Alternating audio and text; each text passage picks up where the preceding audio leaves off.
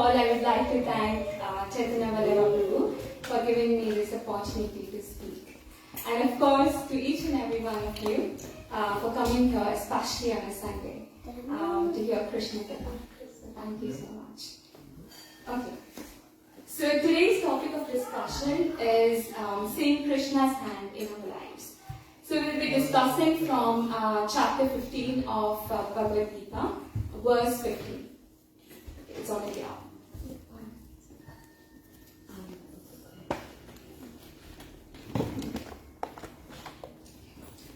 So I'll recite the shloka first and then you all can repeat after me.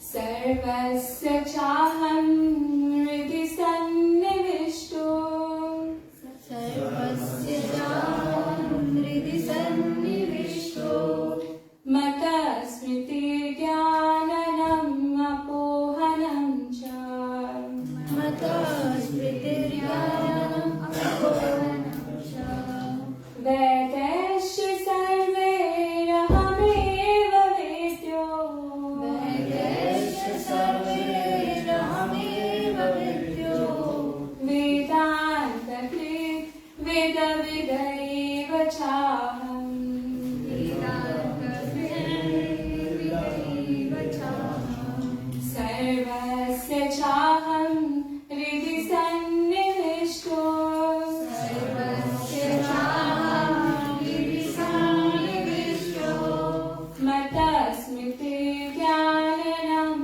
apohanam cha Mata smriti jnanam apohanam cha Vedasya sarve ahameva vedyo Vedasya sarve ahameva vedyo Vedanta krit veda vida eva chaham Vedanta krit veda vedeva chaham Sarvasya chaham hridi sannivishto Sarvasya chaham hridi sannivishto Mata smriti jnanam apohanam cha Mata smriti jnanam apohanam cha Vedasya sarve ahameva vedyo Vedasya sarve ahameva vedyo Vedanta krit veda vida eva chaham Vedanta krit veda eva chaham. Can we have two chants from Prabhupada and two from Mataji's, please? Sarvasya chaham hridi sannivishto Sarvasya chaham hridi sannivishto Mata smriti jnanam apohanam cha Mata smriti jnanam apohanam cha Vedasya sarve ahameva vedyo Vedasya sarve ahameva vedyo Vedanta krit veda videva chaham Vedanta krit veda vidaiva chaham Sarvasya chaham hridi sannivishto Sarvasya chaham hridi sannivishto Mata smriti jnanam apohanam cha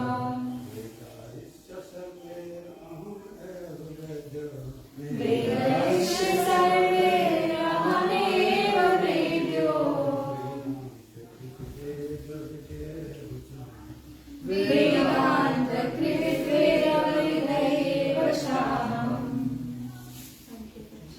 Sarvasya chaham hridi sannivishto Sarvasya chaham hridi sannivishto Mata smriti jnanam apohanam cha Mata smriti jnanam apohanam cha Vedasya sarve rahameva vedyo Vedasya sarve ahameva vedyo Vedanta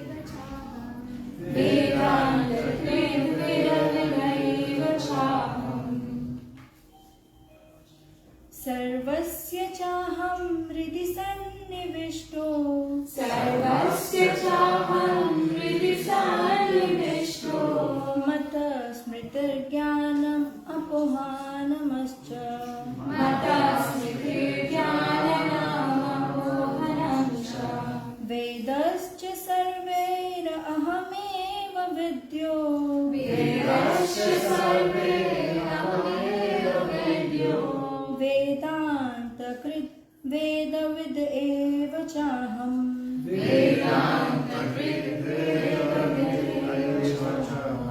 Thank you. Sarvasya, of all living beings. Cha, and. Aham, I. Riddhi, in the heart. Sannivishta, situated. Mata, from me. Smriti, remembrance.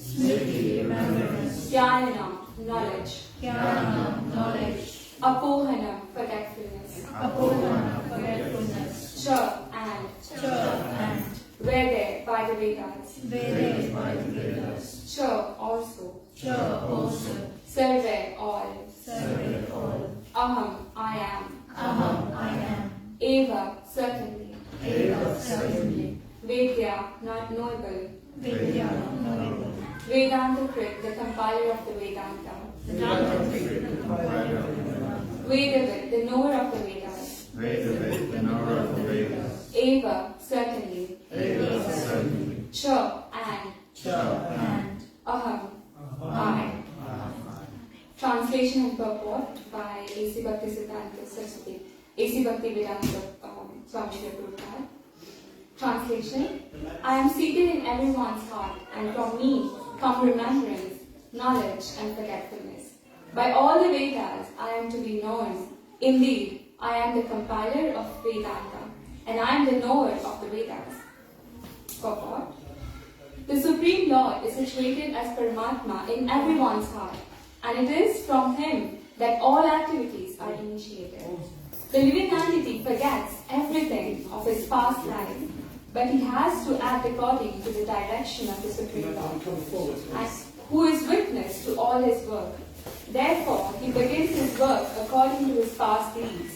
Required knowledge is supplied to him, and remembrance is given to him, and he forgets also about his past life. Thus, the Lord is not only all-pervading, he is also localized in every individual heart. He awards the different fruitive results. He is worshipable not only as the impersonal Brahman, the supreme personality of Godhead, and the localized Paramatma, but as the form of the incarnation of the Vedas as well. The Vedas give the right direction to people so that they can properly mold their lives and come back to Godhead, back to home. The Vedas offer knowledge of the Supreme Personality of Godhead, Krishna, and Krishna, in his incarnation as Vyasadeva, is the compiler of the Vedanta Sutra. The commentation on the Vedanta Sutra by Vyasadeva in the Srimad Bhagavatam gives a real understanding of Vedanta Sutra. The Supreme Lord is so full that for the deliverance of the conditioned soul, he is the supplier and digester of foodstuff, the witness of his activity, and the giver of knowledge in the form of the Vedas, and as the Supreme Personality of Godhead, Sri Krishna, the teacher of the Bhagavad Gita. He is worshipable by the conditioned soul. Thus, God is all good, God is all merciful. Anta Pravishta Shastra Jananam. The living entity forgets as soon as he quits his present body, but he begins his work again, initiated by the Supreme Lord. Although he forgets, the Lord gives him the intelligence to renew his work when he ended his last life. So not only does a living entity enjoy or suffer in this material world, according to that dictation from the Supreme Lord situated locally in the heart, but he receives the opportunity to understand the Vedas from him. If one is serious about understanding the Vedic knowledge, then Krishna gives the required intelligence. Why does he present the Vedic knowledge for understanding? Because a living entity individually needs to understand Krishna. Vedic literature confirms this.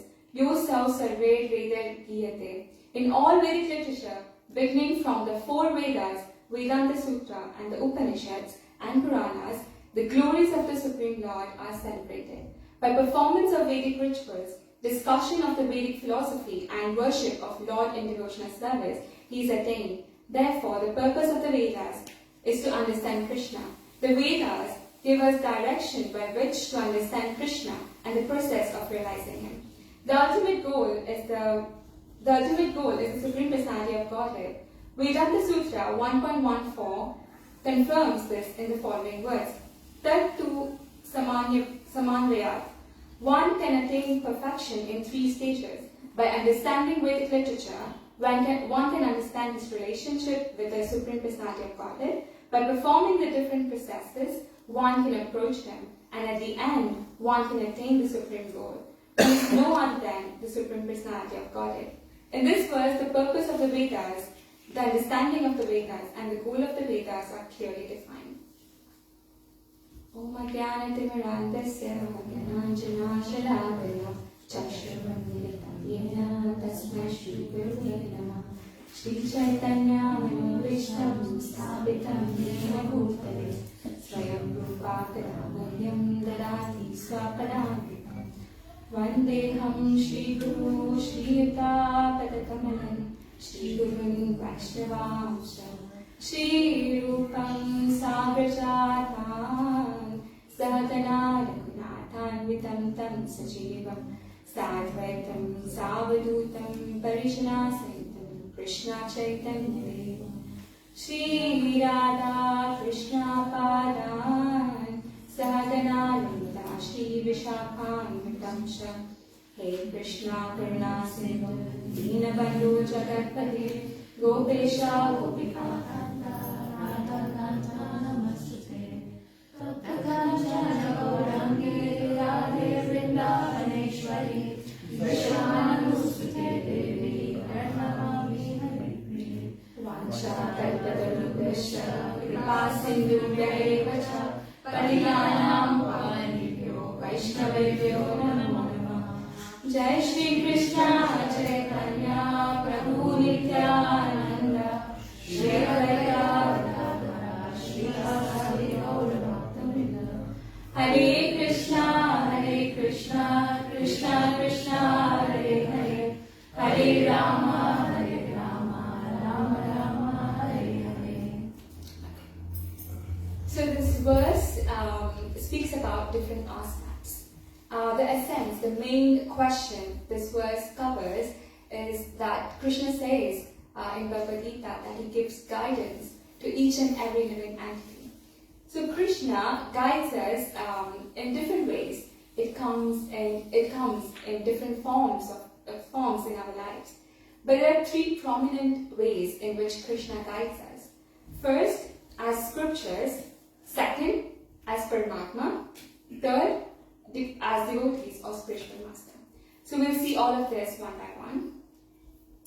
So if you want to understand Krishna, if you want to know about Krishna, then you will have to read scriptures. Without reading scriptures, we will never be able to understand Krishna.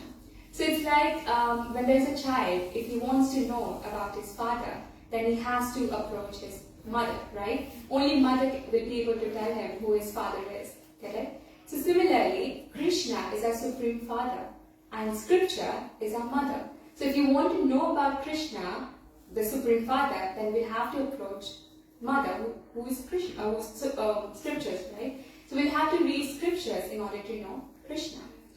So this is the first step that Krishna provides us for us to make our way back to Him. But books are not enough. Scriptures are not enough, right? We are still alone in this world. We still need guidance, right? We still need help to navigate. So Krishna comes as Paramatma, who's situated in our heart as Super Soul. So what does this Super Soul do in our heart? So Super Soul is constantly guiding us. Super Soul is constantly watching over us. So Super Soul is like our personal CCTV camera, 24/7 surveillance, So he's keeping account, he's keeping note of all our activities, of all our desires, of all our thoughts. So he's constantly watching us. And so you can, I can give you one example. You can think of 2 birds sitting on a tree. One bird is enjoying the fruits of the tree, and the other bird is simply observing. So the other bird who's simply observing is like Paramatma in our heart. He's keeping accounts of all our thoughts, of all our desires and activities.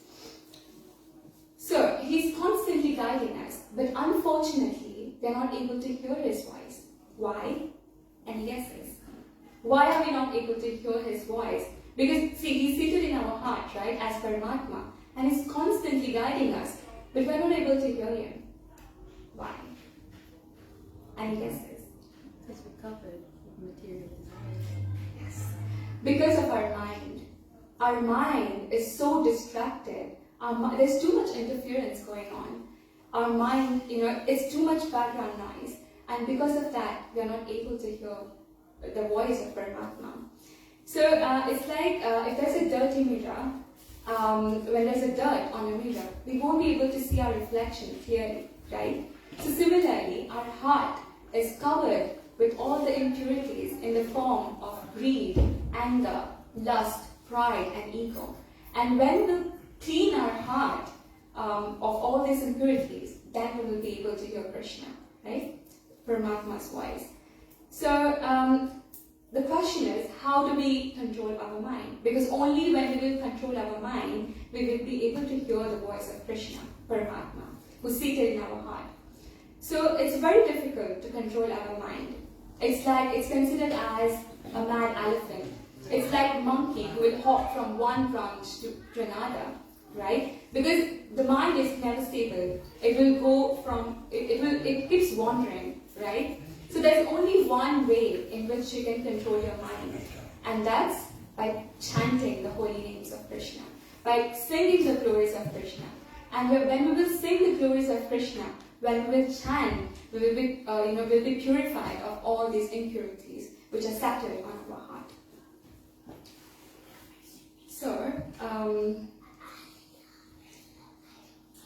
So right now our heart is barren, it's uncultivated, right? So for example, if you throw a stone or a pebble on the ground, it just falls flat, right? But when you throw a pebble in a pond, what will happen? It will create ripples, correct? So similarly, right now, our heart is like that ground. It's barren, it's uncultivated. So the stories from scriptures, the shlokas from scriptures, will just hit our heart and fall flat. It won't make any impact. So when we will be purified of all the impurities, then the pebble-like Bhagavatam shlokas, the pebble-like Bhagavatam stories will create beautiful ripples of ecstasy when we'll be purified of these impurities. So, but just chanting is not enough. I'll give you an example. When we write an email, there's something called as BCC and there's something called as CC, right? So CC refers to Chaitanya Charitamrita and BCC represents blaspheming or blaming, complaining and criticizing. So when we will take the shelter of CC, which is Chaitanya Charitamrita, we will overcome blaspheming, criticizing and complaining. And 2 in that email represents or refers to Radha Madhav. And the main body of the email that we write is our heart and devotion, love and devotion. So just imagine, if you don't write the main body of the email and you just send the email, what will Krishna receive? Empty email, right? And it's not so nice to read empty emails, correct? I'll give you one more example of a letter and envelope.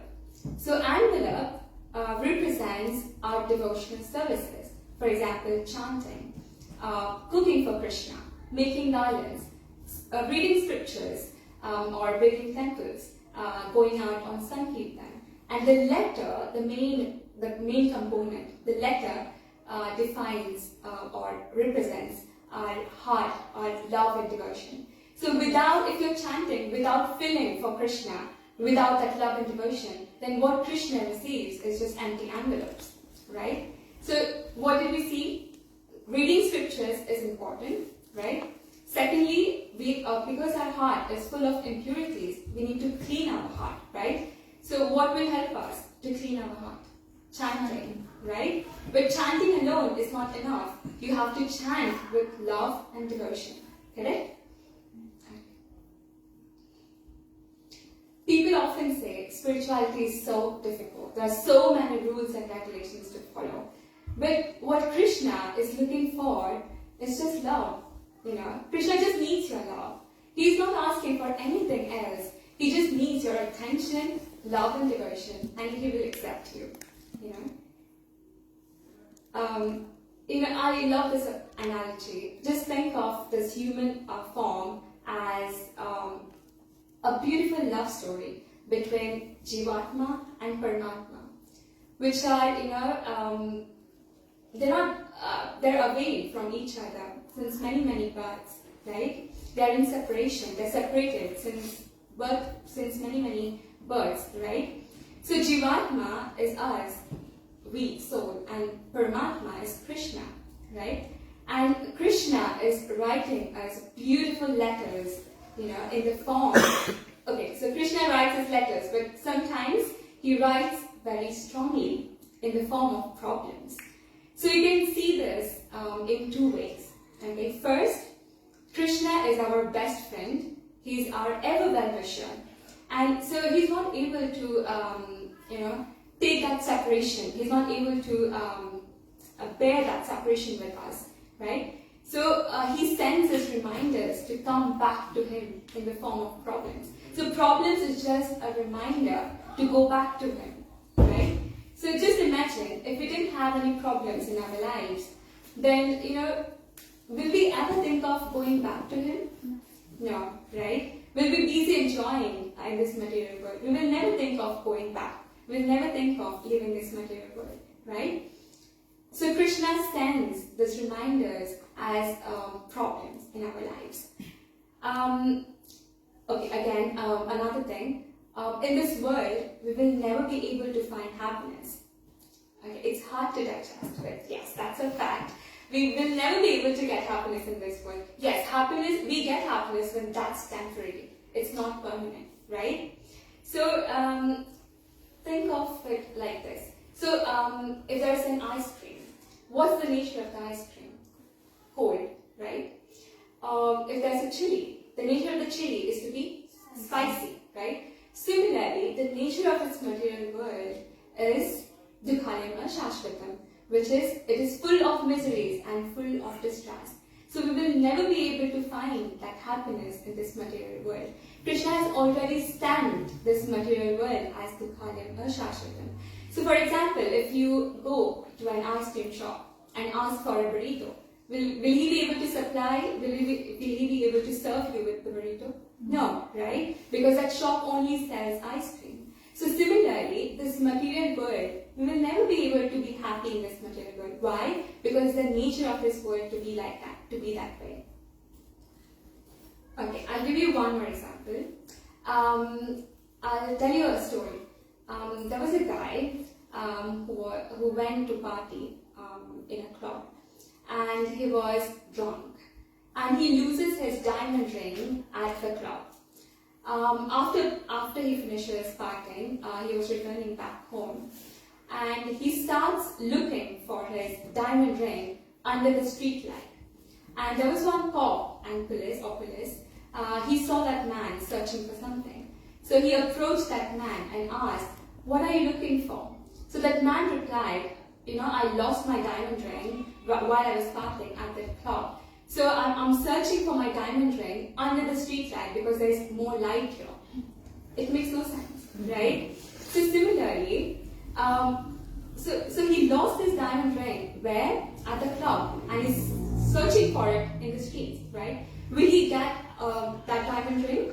Will he be able to find that diamond ring? No, right? So similarly, we have left happiness in the Golok Vrindavan, and we are searching for happiness in this material world. Will you be able to get happiness here? No. Right? So second way to look at problems in our lives is see this world as a martial arts class, and Krishna is our martial arts teacher.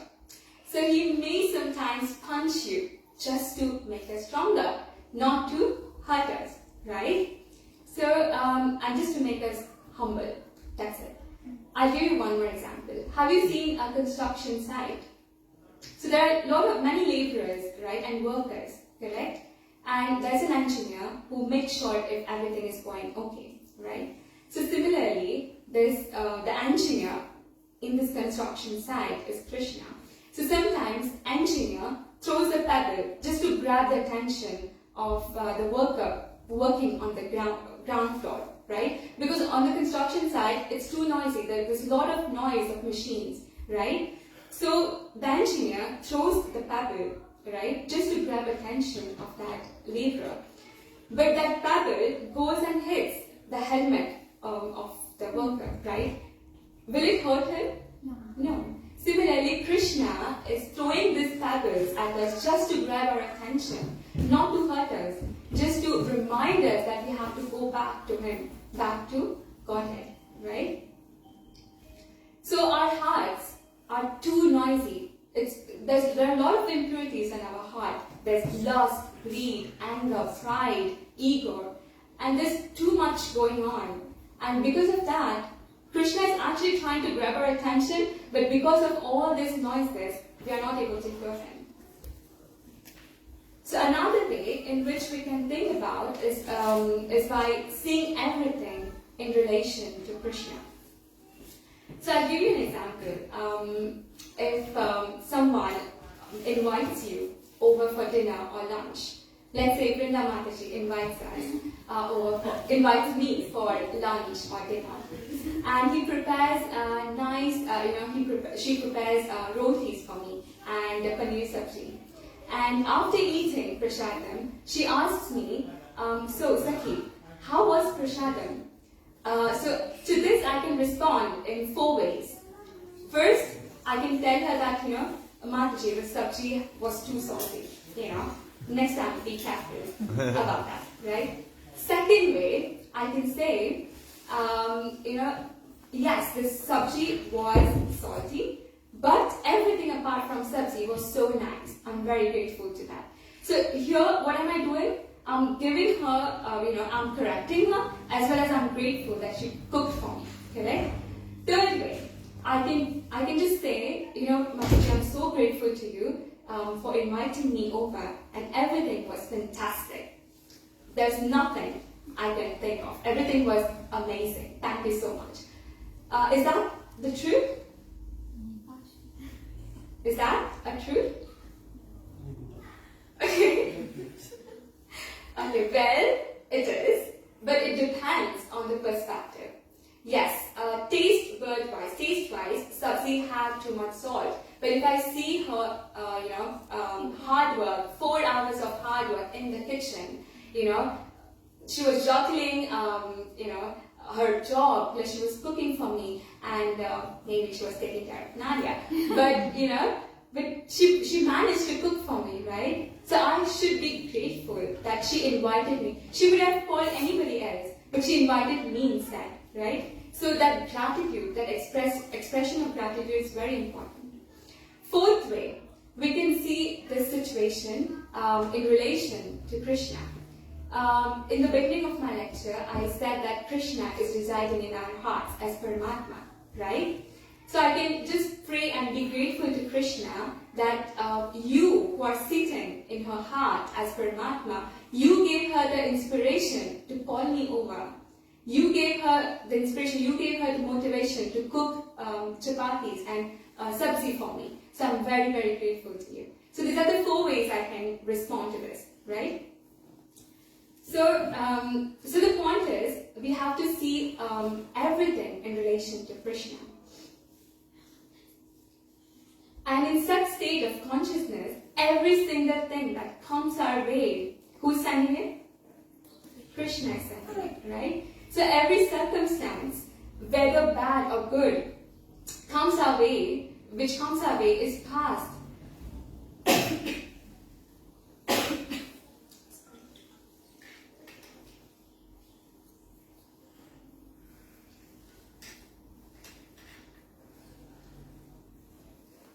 So every situation that comes our way is passed through these 3 layers. First, Krishna is the Supreme Personality of Godhead. Krishna is the supreme controller. Second, Krishna never makes mistakes. And third, Krishna is our ever-well-wisher. Krishna is our best friend, right? So, you might say, I have so many problems in my life, I think Krishna doesn't love me, right? But just imagine Krishna as in the form of Paramatma. He's ready to reside in our heart even when there are so many impurities in our heart. Just think of that, it's our heart is filthy, it's impure, right? But still, Krishna accepts his position. Krishna resides in our heart as Paramatma. And Krishna it's very unique to think about it this way. Krishna is even ready to accept the position of servant, of keeping notes of our desires, of our thoughts, of our activities, right? So how can Krishna hate you? How can Krishna not love you, right? And we often say that this person has been with me through thick and thin, right? But in reality, it's Krishna who has been with us through thick and thin. He's residing in our heart as Paramatma since day one, even when we were not born, right? So Krishna never leaves us. Why? Because he loves us. And he's our ever-well-wisher. He's our best friend.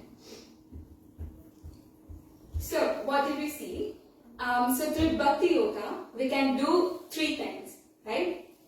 First, we can recognize Krishna's love. Second, we receive his grace by doing bhakti. And third, we perceive his presence. Because right now our heart is too noisy, right? When you will chant, our heart will be purified of all impurities, correct? And then we will be able to perceive Krishna. We will be able to hear Krishna's voice. So what are the steps to do this? We saw scriptures, education, to know about Krishna. First, we have to know about Krishna, right? So we have to read scriptures, correct? Second, we need to purify our heart. How do we purify our heart? Chanting, exactly. But chanting is not enough. How do we actually? Exactly, with love and devotion. Now, we will understand how Lord sustains us materially and how he reciprocates with us with our desires and goes beyond. So sometimes it is very easy to think of Krishna in our bad and in our good times, right? Because for example, if there's an earthquake and if nothing happens to me, then I'll be grateful to Krishna, right, for protecting me. I'll say thank you so much, Krishna, for protecting me, for saving me, right? But what about those days when every day is not going to be extraordinary, right? We are going to have days when it will be just monotonous and normal, right? So how do we think of Krishna then? So in those days, how can we think of Krishna? So there are many ways in Krishna sustains us materially, okay? So for example, cosmologically. So Krishna provides in all these cosmological aspects. For example, think of gravity. Who discovered law of gravity? Newton, right? Newton discovered law of gravity. But apples were not falling before they were, right? So who created apples? Krishna, right? If you see vegetables and fruits, right? For example, let's take an example of mango tree, right? Mango tree produces mangoes in summer. Of course, now it's genetically modified. But if you see natural phenomena, then a mango tree gives mangoes only in summer season, right? So who tells that mango tree to, produce mangoes in summer? That too. Who gives instincts to birds to fly, right? If you see Earth is perfect distance. A sun is perfect distance from Earth, right? Yeah. And Earth is revolving at perfect speed. It's revolving at perfect angle, perfect degree. So who is taking care of all that? There has to be some higher power, right? So if you want to light up a bulb, then we require electricity, energy, right? And where does that electricity and energy comes? From powerhouse, right? So who is that powerhouse? Who is the power? It's Krishna, right?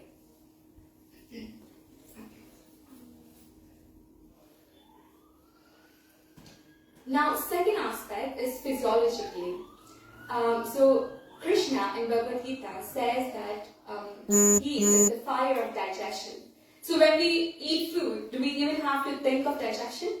No, right? It happens automatically, right? So who takes care of that? Who takes care of digestion?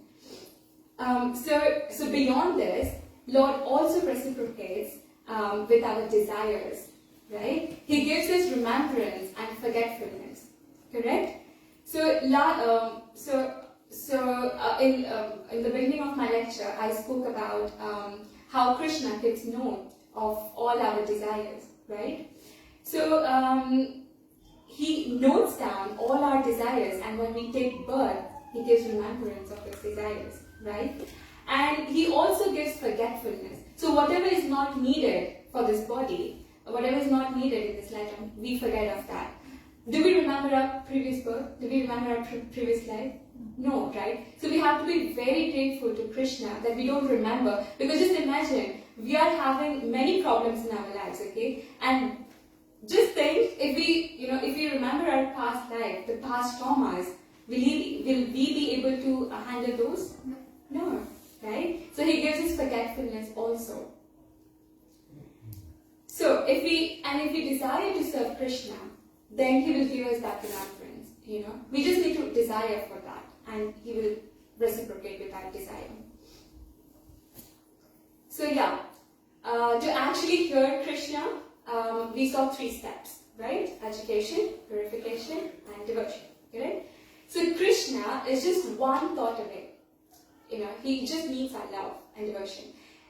Krishna doesn't reciprocate proportionally, but 100-folds. If you take 1 step towards Krishna, Krishna will take 100 steps towards you. That's his love for us. So yeah, that pretty much concludes. So how can we put this to practice? So there was one reporter who asked Sri Prabhupada whether he saw Krishna. And Sri Prabhupada said there was not even a moment when he did not see Krishna. Right? How? We discussed it. Scriptures. Okay. And? Chanting. Yes. And he maintains us cosmologically, physiologically. He's present in the nature, at the fire of digestion. He supplies power and energy for everything, right? So we should keep Krishna in the center. You can so just keep Krishna in the center and do all your work. For example, if you're good at cooking, cook for Krishna. If you love painting, just paint for Krishna. So just diverting or just seeing everything in relation to Krishna. For example, if you go to work and if you see your co-worker wearing blue, then you can think Krishna, right? Because Krishna has blackish blue complexion, correct? There's this amazing story of Jagadaka Maharaj, which I love. So he went somewhere and he saw Gap store, okay? And if you see Gap store, we'll think, oh, it's time for shopping, right? There might be some sale going on. But the moment he saw Gap, the first thing that came to his mind was Govindamadi Purusham, So just see his devotion. He saw everything. He saw Krishna in everything, right? So there was one Prabhu who went to 5 guys. I don't remember his name. Who went to 5 guys, and immediately he thought about Panchatattva, the 5 guys, So the point is, we should see Krishna in relation. We should see everything in relation to Krishna. So, dear devotees, let's start reading beautiful love letters which Krishna is writing, right? He might, sometimes he might write strongly as in the form of problems, but just to make us stronger, not to hurt us, right? And, so we often complain that, if outside world, if people behave with me like this, then I can understand. But devotees, being devotees, if they, criticize me or if they behave me like this, then, it breaks my heart. But just imagine, Krishna is sending the reactions of our, karma through them, right? So if we associate with people from outside, then he will send the reactions of our karma through them. Because we're associating with devotees, he has to send it through them, right? So it's not that devotees are that way. It's just Krishna sending your reactions of karma through them, right? So back to the point. Let's blossom the lotus of our consciousness by reading scriptures, by taking Krishna's names, by singing the glories of Krishna. So let's overcome the lower tipping point and let's of agitation, and let's stop seeing everyone and others as the cause of our problems, right? And let's be convinced of these three principles, that Krishna never makes mistakes. You will never get the result of the karmas, you will never get somebody else's karmas, right? The reaction of somebody else's karmas. Why? Because Krishna never makes mistakes. It is well calculated by Krishna. So Krishna is perfect, Krishna never makes mistakes, and so Krishna loves us, right? And Krishna is the supreme controller. Let's also be convinced that this world is like martial arts class, martial arts school, and Krishna is martial arts teacher. He might give you a few punches just to make us stronger, not to hurt us, right? So let's remember this final analogy that life is a beautiful love story between Jivatma and Paramatma. And who are two separated lovers? Jivatma and Paramatma, right? And so Krishna is trying his best, to remind us that we have to go back to him, right? And he may write sometimes strongly. So there's one pastime, and Krishna loves attention. There's one pastime in Krishna book. There's a pastime of Krishna with Shakatasur.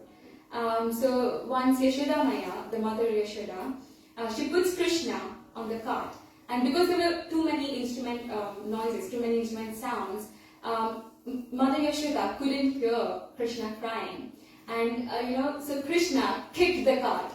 So Krishna is kicking our life sometimes just to grab our attention. Why? Because our heart is full of impurities, right? He has to grab our attention somehow or the other, right? So he kicks us by sending problems in our lives. So that pretty much concludes. So there's a beautiful bhajan that which describes how Krishna is the maintainer and controller.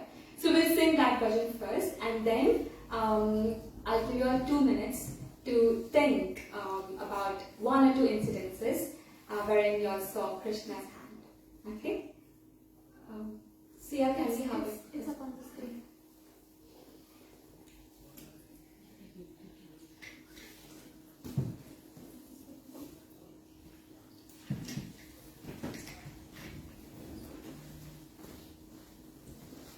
Tumi Sarveshwareshwara Brajendra Kumara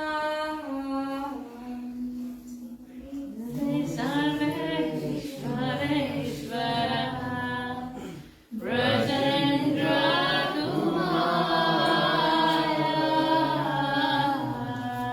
Tumi Sarveshwareshwara Brajendra Kumara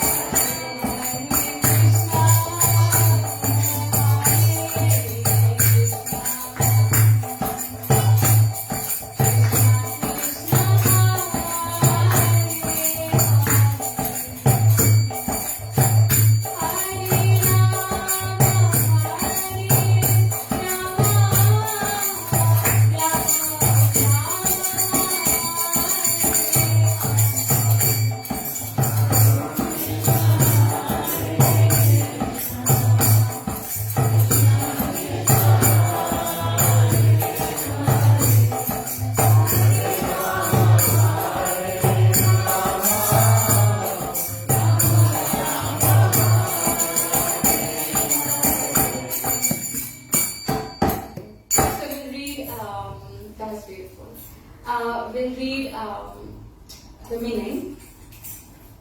Yeah, it's O youthful son of the king of Raja, you are Lord of all lords. According to your will, creation and destruction take place in the universe. So this verse says that according to the will of Krishna, there's destruction and creation, right? According to your will, Lord Brahma creates, and according to your will, Lord Vishnu maintains. So under Krishna's guidance, under Krishna's supervision, Lord Brahma creates this material world, and Vishnu maintains it. According to your will, Lord Shiva destroys, and according to your will, Maya constructs the prison house of this world. So according to the will of Krishna, the Lord Shiva destroys this material world, and according to Maya, she builds this material world. She constructs this prison house of this material world. So according to your will, the living beings take birth and die. So according to the will of Krishna, living being will take birth and will die. And according to your will, they meet with prosperity and ruin, happiness and sorrow. The tiny soul bound up by Maya vainly struggles in the fetters of worldly desire. Without your sanction, he is unable to do anything. So we already saw this in our lecture, right? That nothing happens without Krishna's sanction, right? Krishna is the one who's sanctioning it. Krishna never makes mistakes, and Krishna is the supreme controller. You are my only protector and maintainer. Except your lotus feet, there is no other hope for me. No longer confident of my own strength and endeavor, I have become solely dependent on your will.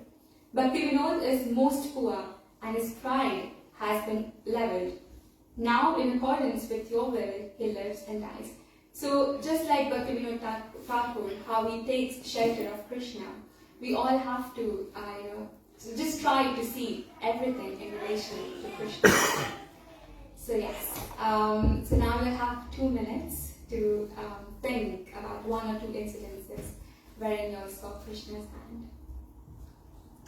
Where in the what, sir? Wherein you saw Krishna's hand in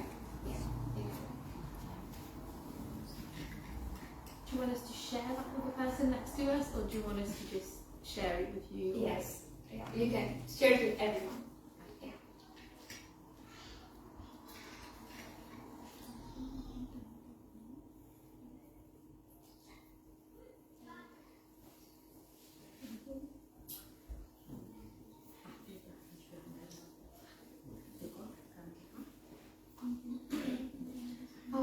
Yes, Actually,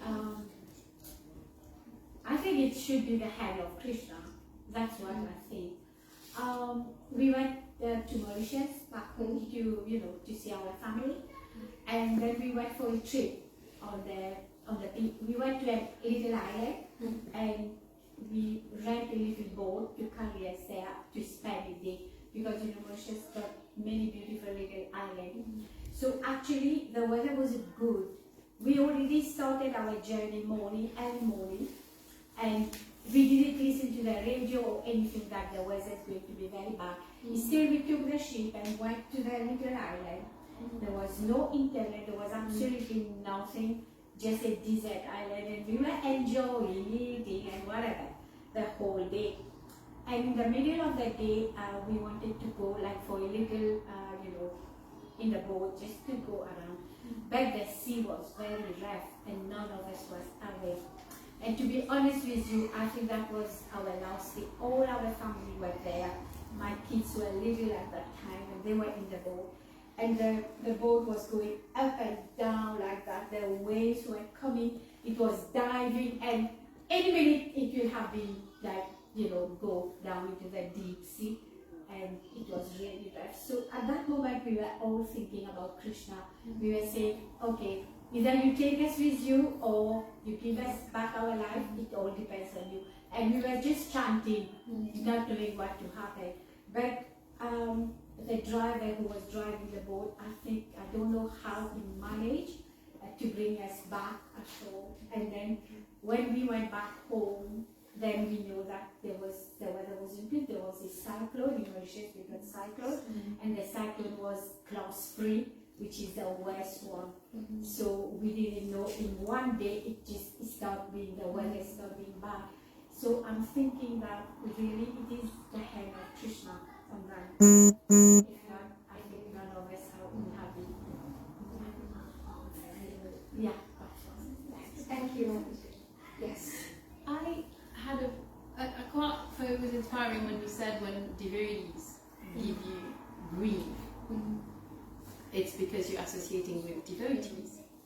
So when I was pregnant for my little girl Nadia Mani, something happened in my life, and grief was being caused by so-called devotees. So I had to take a break from my life. I had to take a break from my service because so much grief was being caused by people we look up to. So it was a situation, I've been brought up as a devotee. Where do I go? Well, who do I take shelter from? And I was pregnant. And I was thinking, these so-called devotees, don't they have any empathy for a pregnant woman? You know, no empathy there. And then, my spiritual master, His Holiness Bhakti Chaitanya Swami, he's a busy man, he's a traveling monk. He was giving me guidance once a week. We were talking.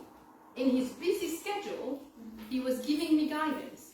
Every week we would say to see how I was doing. We were reading together. He was giving me counseling and advice. I had 2 really good friends, your god brothers, Prabhupada Bhakti and Jayani Thakur. Once a week, checking out on me, Zoom meetings, we're reading together. They were giving me guidance.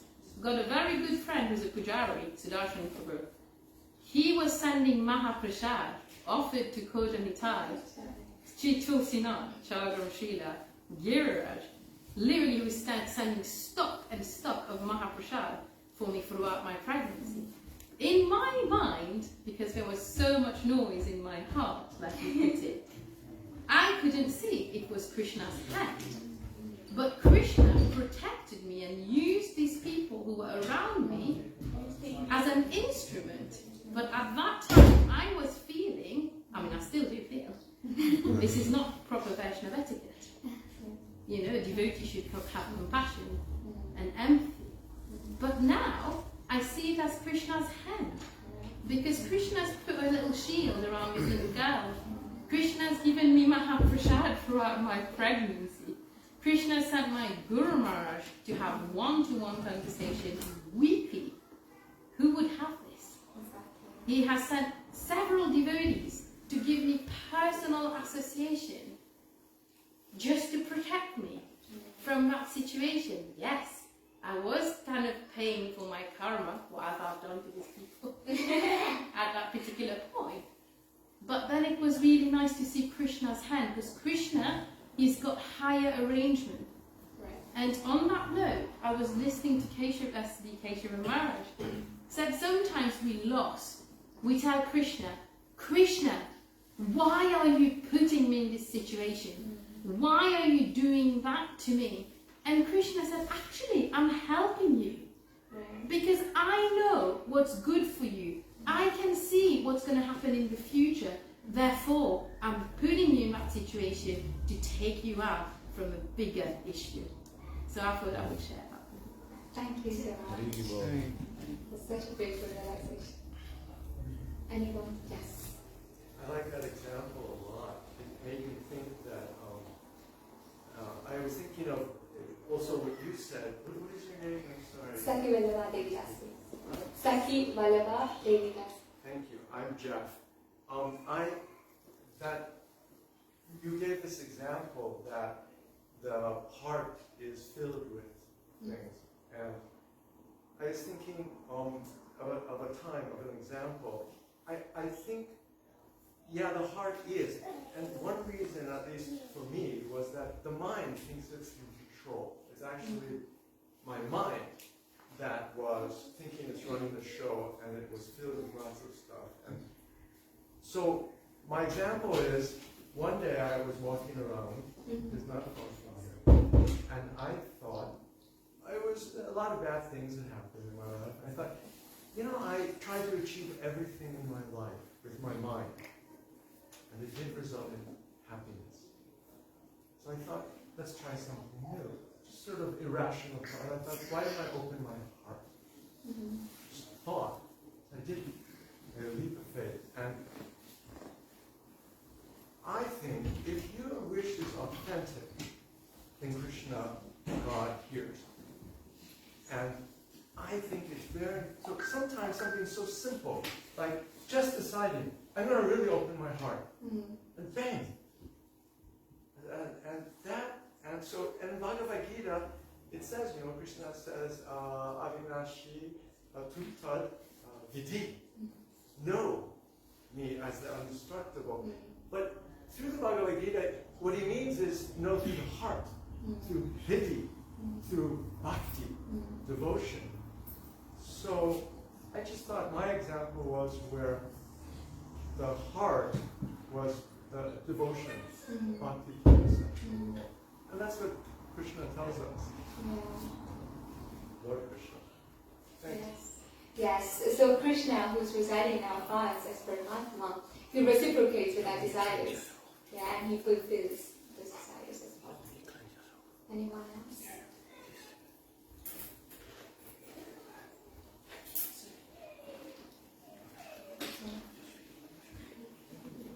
Anyone else? Yes. A lot of choices. You saved my soul so many times. So very big accidents. 5 to 6 times. I'm working for the shipping line. So very big miracles and mysterious. The Lord Krishna saved my soul so many times. So every time I pray to him. Acharyas, Alvas, Indias, most of the life I have been with them from Chitra. So it's really the accidents and all, still I cannot unforgettable, unrealizable, mysterious and miracles that all God saying so many times. Thank you. Okay, so before we wrap up, I forgot one point.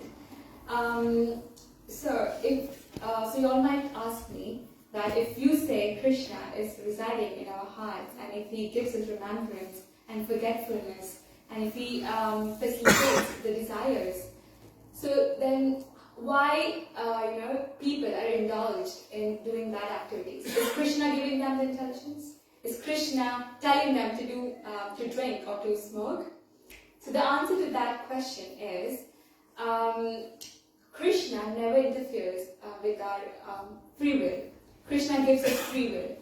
And because it's our desire to choose to be under control of ignorance. So basically we have these two options. We have two choices. Whether we can choose the mode of goodness or ignorance. Because we choose to be ignorant, that mode of ignorance is influencing us to take those decisions. It's not Krishna who's telling you to smoke or Krishna who's telling you to drink alcohol, but it's the mode of ignorance who's influencing you to do those activities. So yes, with that, can we conclude here? So if I made any mistakes, please forgive me.